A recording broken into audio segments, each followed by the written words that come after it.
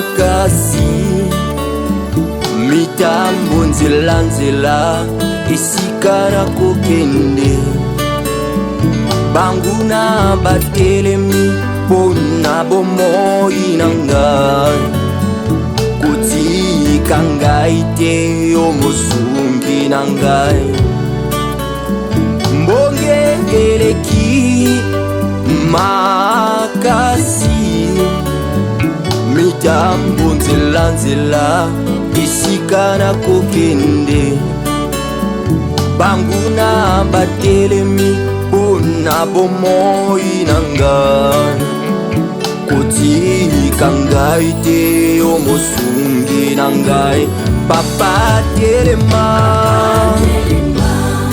yawe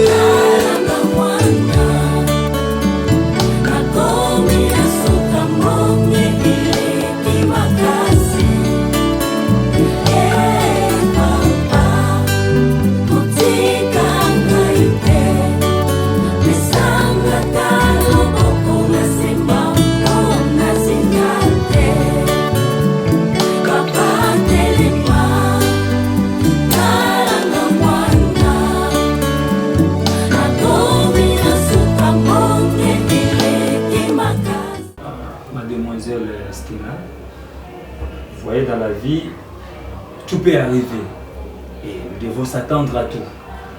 Vous savez, il y a ma campus comme la vie, dans tout cas, quand même pas. Mais c'est la vie. La vie nous donnera jamais seulement ce que bisotonique, mais ça peut aussi nous donner les contraires. C'est ça qu'on dit, l'homme se mesure devant un obstacle. Donc, vous devez être forte. Comme c'est une maladie, ça peut venir aujourd'hui et partir demain. Raison pour laquelle, quand on a consulté, même nous les docteurs, même le pasteur qui nous enseigne, mais la maladie, on n'a pas peur de cela. Parce que tout compliqué. Aux essentiels, c'est à cause de la vie. Aux pas si des aléas. Donc tu es en vie, en bonne santé. C'est juste qu'on respecte vraiment le traitement. Docteur,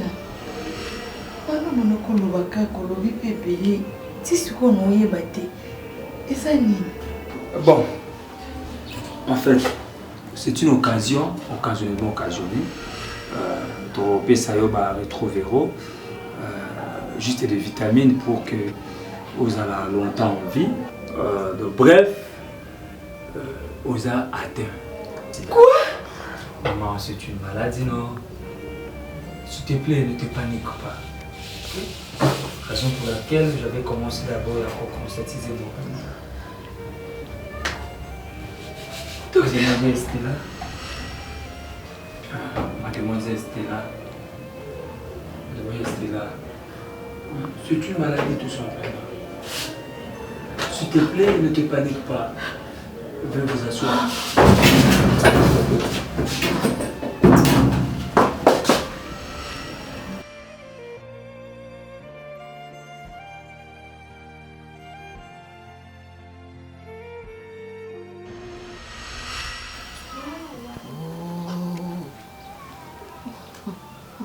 Nikolo ya zolalati ya batela kangai abundela kangai ngai awa nazo sala ndenge danga nazo simba simbango nazo liakalia kango.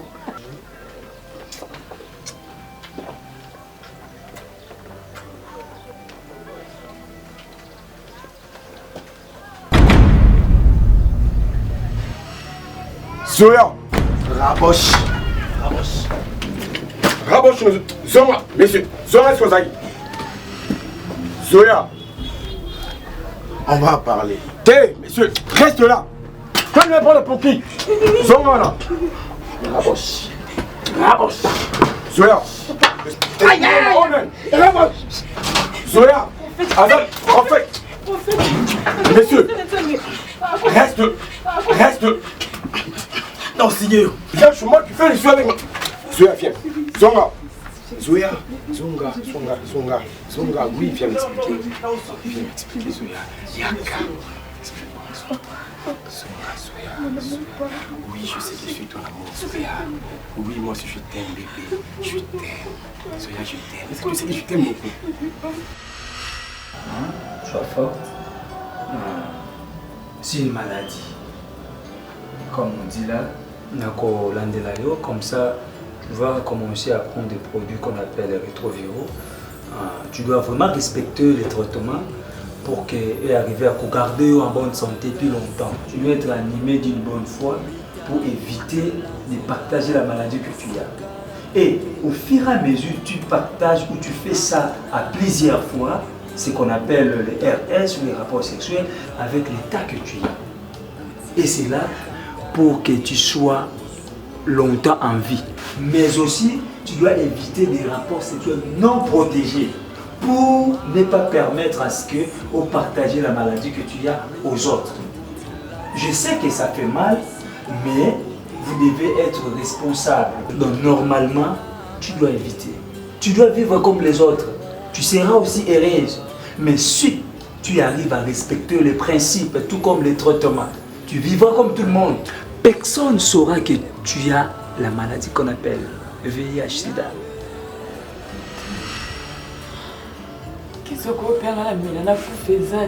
Non, Stella. La vie est sacrée. Pourquoi tu veux la mort? Tu dois vivre comme les autres. Je bien dit et je le répète. Personne ne saura que toi tu as la maladie.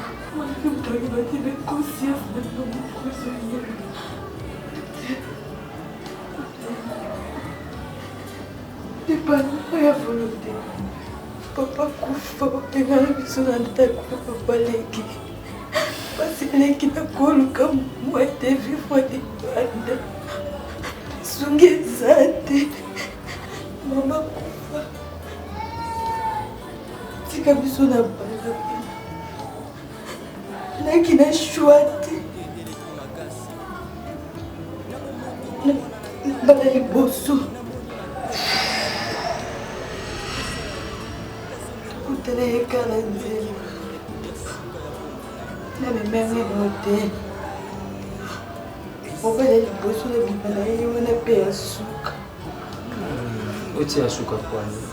La vie continue. Je viens de te le dire là. Et c'est un bateau, c'est un état où nous allons, mais va continuer pour ça là. Mais responsable et protégé pour éviter ce qu'on partage. Et Stella. Première fois. Non, ne dis pas ça. Non. Serment d'engagement au Vichot de Sima. Tout le dimanche. Et ça pour j'ai droit à la vie. Je n'ai pas droit, docteur. S'il te plaît. Dans notre déontologie médicale, parce que je ne peux pas le faire. Mais dans vos relations, telle fille a un sida, et puis tu ne peux pas y croire. Pourquoi mon Dieu? C'est pas question que tu as un sida, il faut prendre tout à sa il y a des filles, elles ont une bonne santé, tout ça là. Mais pourquoi c'est pas moi? C'est que je peux te conseiller, il ne faut pas être stressé. Tu dois éviter. Je vais mourir, docteur. Stella, je suis là pour toi. Moi, docteur Moga, je suis là pour toi. Docteur. Si j'avais fait la sexologie pour ce genre de cas, je te dis que tu auras encore de vie. Et qu'est-ce que tu veux dire par là? Qu'est-ce que je vais dire par là? Mais c'est Minayo, c'est yo. Ah, moche. Faut le solution. Je n'ai rien à voir avec cette grossesse. Un point, c'est tout.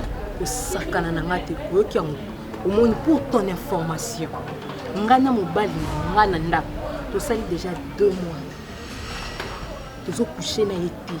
Donc, c'est mes oh, vous savez combien de mois vous couchez? 2 mois. C'est que c'est Saint-Esprit.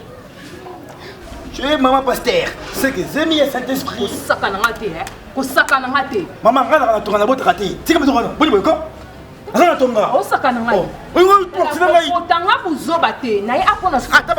maman, est-ce que tu as oh, tu as Nabotarate. Oh, bon niveau encore. On s'en va n'engager. Après toi. Na tchara c'est vite na botarate. Nana tonga. Makonde na saboi. Osala nini? Osala nini? Un peu de respect. Un peu de respect. Otaka ngami ochenga zemi. Omonde na saboi. Nana zemi na yo. Makobo mizoba boyko. Kana cheze. Zola ma solution. Na cheze mo ndenge. Si. Quand on est dans la chambre, on fout à botter, on a fout à mort, on compte à Rana. Non, on tient tu es au Sambela. Tu es dans ma mazemité. Je comprends pourquoi est-ce que tu es enfant. Marco. Moi, ma belle. Marco. Tu es dans la face.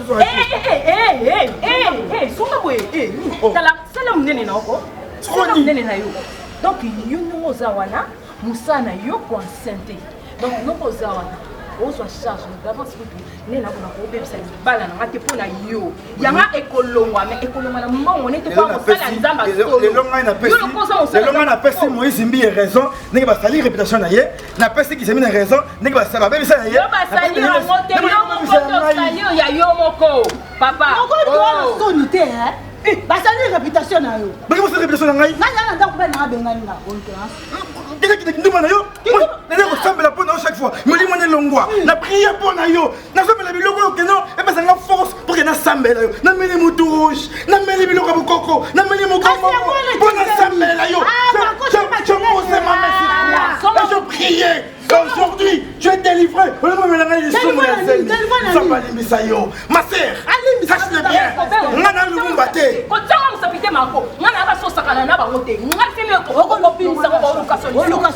vient à chapeau la main. On vient à chapeau la main. On vient à chemise. On vient à chapeau. On tire à la kende. Dans la façon de l'autre. On tire à la main.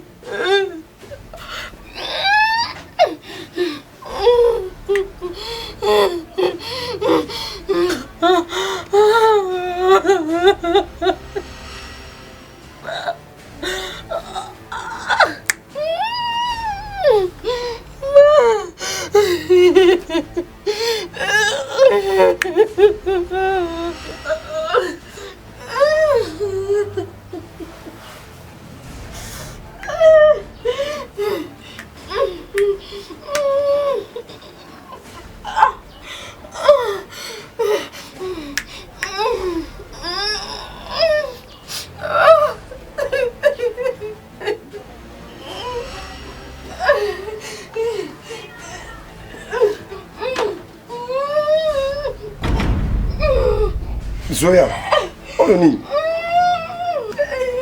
C'est insupportable. Ça sent mauvais, ça pue dans la maison. Expliquez-moi, Isanine.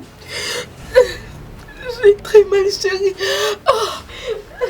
Mais l'autre fois, je t'avais dit que tu n'allais pas bien. Ça dit là, ça va. Mais sur le macassi, Zoya, j'appelle le médecin qui vient te consulter alors. Non, n'appelle pas les médecins.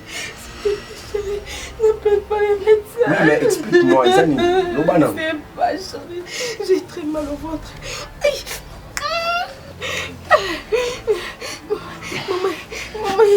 Bon, le gros boy n'a bien à Munganga. Ok, tout s'efforcer, tout comme hôpital comme ça. Ah, le moyen. Chérie, s'il te plaît.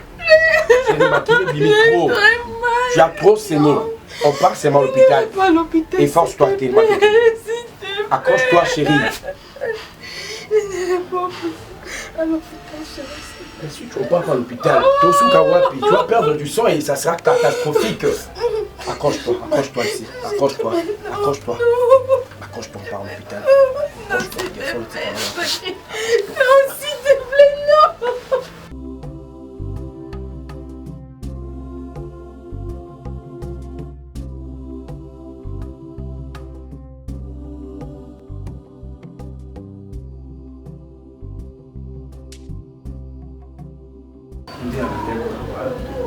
Donc, maman a un problème.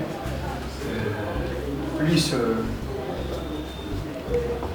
En fait, Azali Nazemi. Zoya, ma femme était enceinte. Ma pasteur était enceinte. Et non seulement ça, elle avait menacé la grossesse. Seigneur des anges.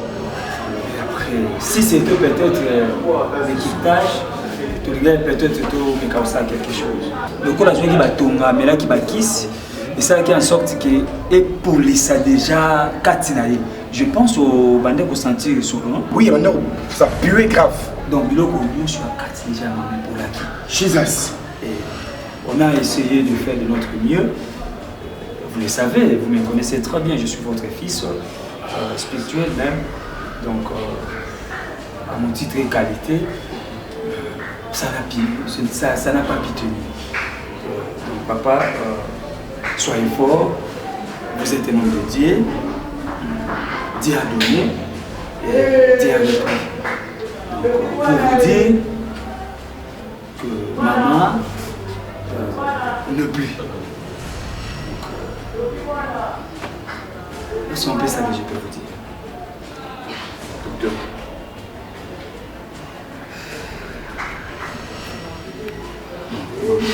Papa, je sais quand même de faire quelque chose. Mazoya fait quoi? J'installe des mots bien parce que c'est la femme de mon pasteur. Moi, docteur Moka, je fais des mots bien. J'ai traité maman. Na solo. Je supportais tout cela pour aider sa vie. Non, hélas. Donc, mon pasteur, maman ne plus.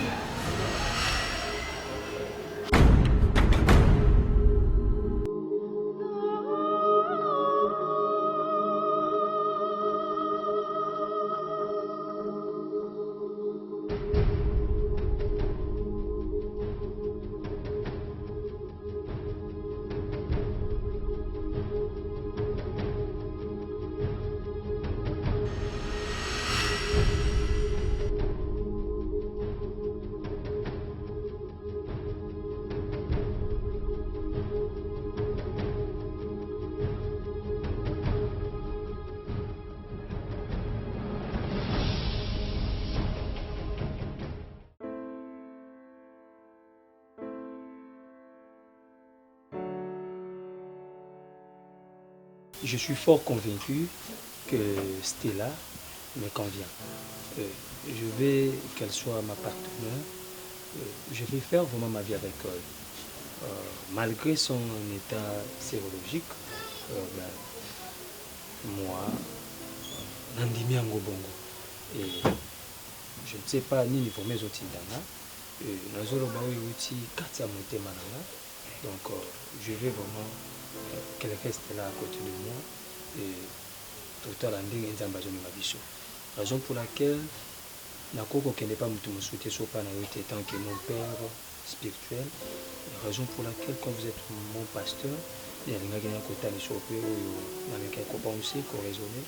Et je sais qu'à travers vous, vous allez encore peut-être affermir quelques conseils et tout comme ça.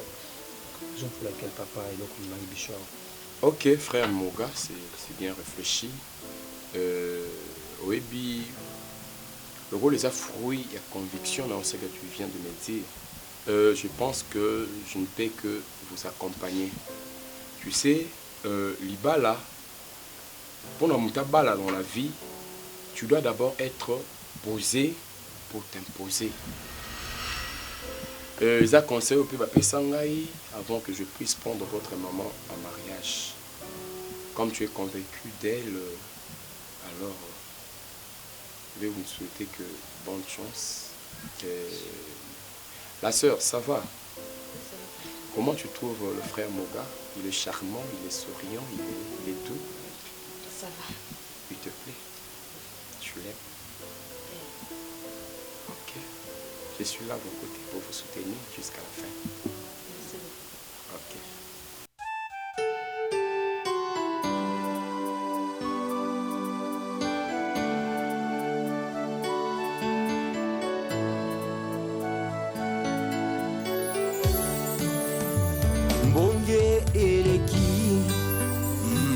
Donc c'est ici que j'habite. Vous voyez que le courant est athée, tous ces derniers temps, le courant, on a comprendre l'été. Bon, donc on a vraiment pour nater. Il y a un prévu dans un matin, mon pépé libanda. Il fait aussi chaud, hein. Voilà. Azari na même na prakasé, ndé na uti kaka na se changer qui juste na joyau et puis na ndenge oyebo. Oh, ça va lequel qui est. Zaka yo mo. Je ne vis pas seul, je suis avec ma soeur. C'est un peu une longue histoire, mais par la grâce de Dieu, voilà, je vis avec elle ici. Donc, c'est un peu ça. Ta sœur, longue histoire, je ne comprends pas. Bon, en fait, on a mes sanatés, du genre, cousine, tout comme demi-frère, tout consort. C'est une sœur de l'église, tout semble la l'église moko. Voilà, Zaki na kamoko sérieux, et Azaki na passé à Kobota, et Senga qui na sungaye, et après cela, Zaki na place à Vandate. Vous voyez, Abota qui na hôpital na biso, raison pour laquelle le Senga qui n'a joué quand même avant de pas jusqu'à ce que Nzamba sungaye. Voilà, comment dépendre. Donc, raison pour laquelle on a dit que Nazana est Papa bonheur. Bon, papa bonheur vraiment, mais voilà que ceux qui osent sunga muto, osent monter, bon Nzamba sungaye. Et surtout dans mon aïe Nanzela. Donc j'étais vraiment censé na sungaye. Je vis avec elle ici, à Zandako. Et c'est une bonne occasion aussi. Je sais qu'il y a un Ibissa Ongote, comme ça, il y a au Monaïe, il y a mon aïe. Je crois qu'il n'y a pas vraiment de problème entre moi et elle, mais c'est juste que voilà que tous bateau, ça va aussi bien tomber à comprendre que non, docteur Moga a sa, si je peux dire, sa copine, sa chérie là. Ça me fait peur, hein. Pourquoi? Non. Vous voyez, nous sommes comme des pasteurs, nous sommes des médecins. C'est impossible natika mutuna maladie, et puis c'est impossible natika mutuna tamoko. C'est bon. Dans les critiques. C'est bon. Grâce. Oui. Venez un peu s'il vous plaît. Nazo ya papa nala lisa bébé. Il s'appelle Grâce. Je suis une sœur dont nous vivons vraiment à hauteur. Oui, papa. Grâce, je te présente Stella, ma chérie.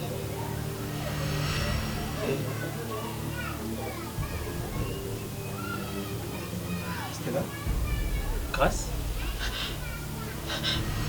Non!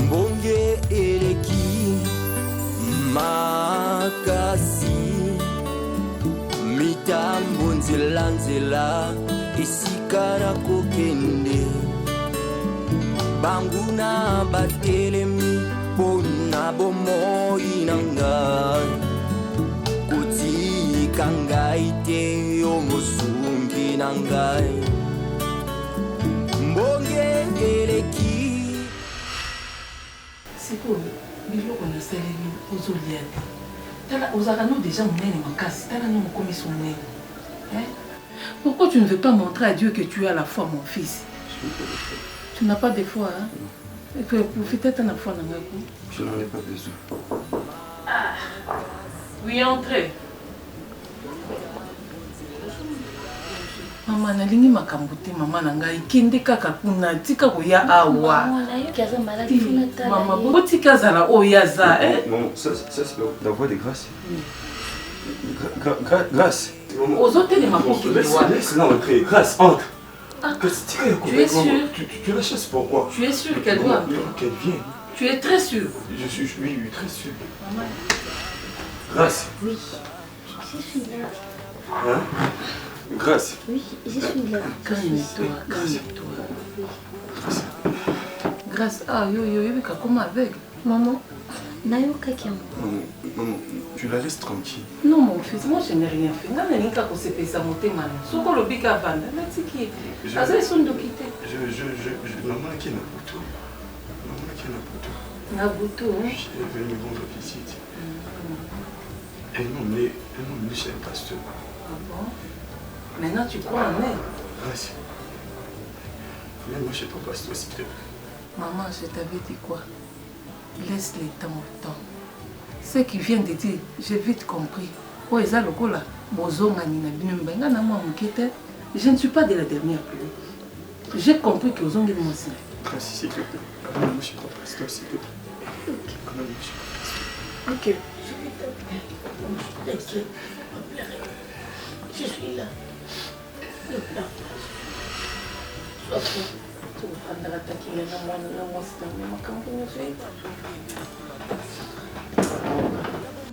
Occupe-toi de ton mari, Nassali Mingi. Je pense que le quoi Yozali, Gapino Karabisaka, Maman. Non, tu rentres comment? On a encore besoin de toi. Tu rentres pourquoi? Si. Nous avons besoin de toi. Là. Je veux que tu m'aides pour accompagner la grâce et pas personne. J'ai laissé ton petit-fils. Si on quitte chez les pasteurs, on va chez vous là. Mon fils. Pour récupérer moi dans la vie. Mon fils. Oui. Il est en vie. Tu as mes droits. Tu as un fils.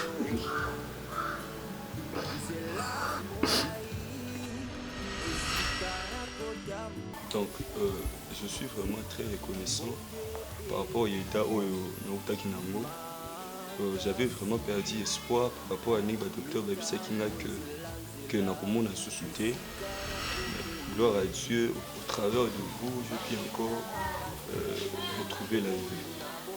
Alors, je ne peux que dire merci. Je n'ai pas de mots précis pour exprimer gratitude dans les âmes, pas les âmes depuis. Et pas dans pour le salut pour la Ok, wow. Nous ne sommes que des instruments pour nous ambassadeurs utilisés. Nous ne sommes que des serviteurs de rien. Mais tout ce qui peut se produire comme miracle, gloire et son paille de Nzambe.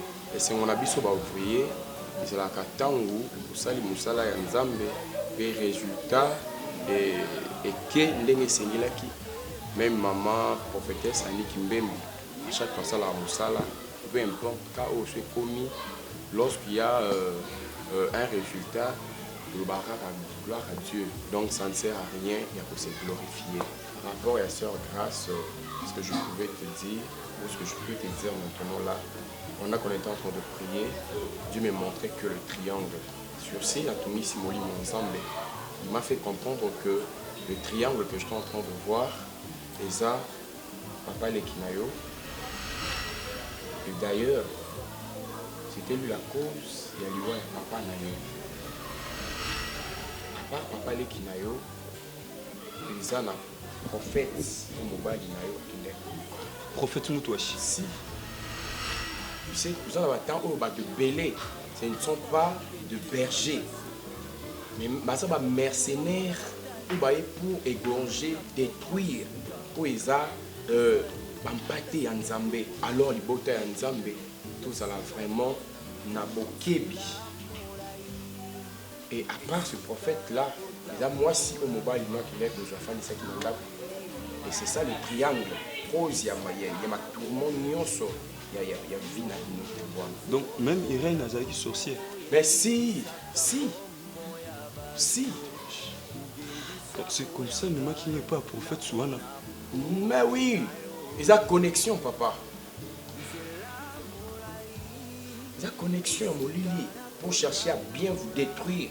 Vous avez déjà le contrôle de la vie totale. En fait, excusez. Action. Pasteur, évitez la Lobani. Parce que tout ce que tu dis là, vous savez, la première fois où moi je rencontrais ces prophètes, la chose qui m'a poussé à croire dans ma caméra, c'est parce que abisaki nga place na kutaka na mwasi na ngai, place na kutaka na grâce, et puis na bandoto na zaka kolota. Mais hormis ça, il disait des choses contraires, des choses même na zaka sambelate à l'époque. Mais nakoke ko se tromper na biloko na otanga na Bible était. Il disait des choses que je me rendais compte qu'ils avaient na Bible était. Mais je ne sais pas si j'étais aveuglé ou envoûté, je ne sais pas. Ça ne peut être que ça. Pour ça, bateau batambola, on a une domination satanique. Il peut te dire des histoires et te faire des histoires. Mon lit, mon âme, mais excès de confiance. Au monde a même emballé dans un discours de 20 discours, comme dit l'apôtre Paul. Tu comprends? Et a même. Et tout ce qui est arrivé à la sœur Grâce, tu sais la cause, c'est qui? C'est ton propre papa Leki. Un jour, tu te permis, c'est que manquer respect.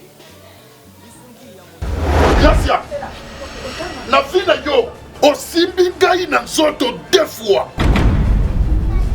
On les écoute de fois. Ils ont papa Leki na yo.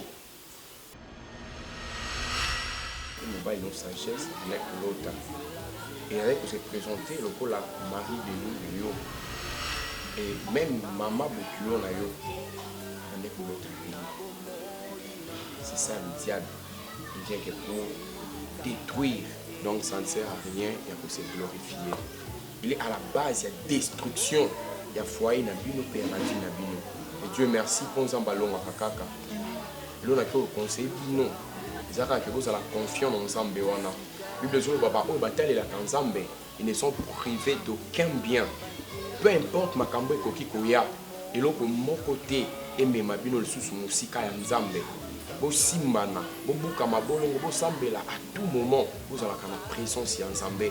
Otika lisusu diable couloir terre kokota pour na ko coopérer na ba vie na bino. Et Nzambe wana akotika bino te. Papa sagesse. Non, c'est ça justement parce que c'est une chose que j'ai déjà faite, mais je dois en profiter de faire aussi la présence de l'Aïo, que se excusez par moi, c'est la grâce. C'est important. Tout le temps que je lui ai causé, je ne savais pas que tout ce temps où je m'acharnais sur elle, ce n'était pas moi, j'ai été poussé par un esprit. Et il y avait un esprit qui combattait comme moi, tout sans que moi je le sache. Je me souviens que je ne savais pas que c'était le diable qui était derrière tout ça. S'il te plaît. Ça, c'était l'esprit de la smodée. Merci, pasteur. Maman Grâce, il y a le baïsé. Merci parce qu'il a aussi. Merci dans Zambie. Parce qu'il a je ne savais pas, est-ce qu'il y a des souhaité qui sont les lopés aussi.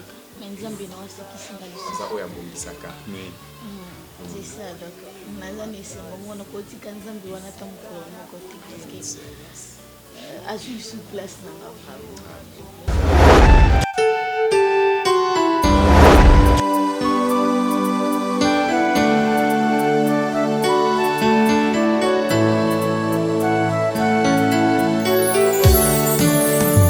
mbonge eleki makasi mitambo nzela esika na kokende banguna batelemi mpona bomoi na ngai kotika ngai te yo mosungi na ngai mbonge eleki makasi mitambo nzela esika na kokende banguna batelemi mpona bomoi na ngai kotika ngai te yo mosungi na ngai papa telema Yawe